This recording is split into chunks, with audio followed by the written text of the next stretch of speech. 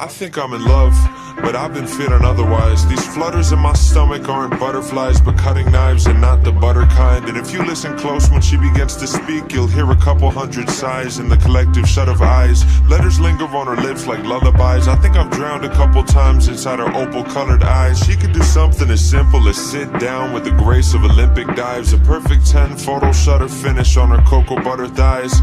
Catch her wearing loose pajamas on a Sunday, and she'd overshadow any supermodel on a runway. When she wakes up in the morning, she smells like vanilla essence and her bittersweet recollections of your adolescence. Summer camp and piano lessons and presents you got on birthdays. Orange creamsicles and double plays on first base. And walk past her in the halls, and if your shoulders feel the slightest brush, you might melt to liquid gold, the lightest kind of Midas touch. I've seen the way she drinks espresso during classes and reshapes a paper cup into an emerald-covered chalice. Sugar packets pouring crystals, napkin origami cranes, gunning gorgeous glances to me through her Giorgio Armani frames.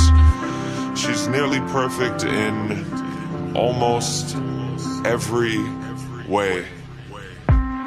But she's got shit taste in movies. Ask her for her favorite titles, and she always likes to say she's down to go see anything by Shyamalan or Michael Bay. And also she's a psycho in the kitchen, it's a travesty. What kind of fucking monster cooks their pasta in a microwave? And she does this thing where she corrects your grammar if it's wrong, and clicks her tongue and winks and shoots a playful finger gun as if she's won some sort of contest. Empress victor of a conquest, Mrs. Armchair Shrink, let me fix you with a comment. Princess kick you when you're down, worship her to a godhead.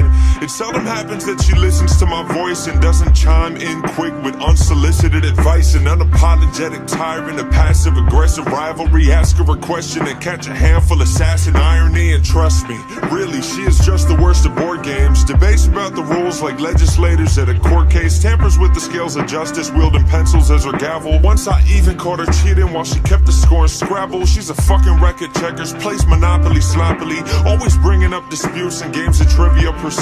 Sucks at battleship and risk, she fights better hand to hand. And don't even get me started about how trash she is at Candyland. Like you can't be bad at that game, yet you lose all the time. It doesn't make any sense.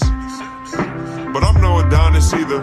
Fashion sense abysmal. I've got 2 Nirvana t-shirts that I wear to formal outings, and I've never owned a cardigan. Catch me buying cargo pants at Target from the bargain bin. Drink milk straight out the carton, use my hands to scoop out margarine. Breakfast table etiquette makes up our morning arguments, and I'm not a glass half full kind of guy. Shipwrecked flags half-mast hull kind of guy.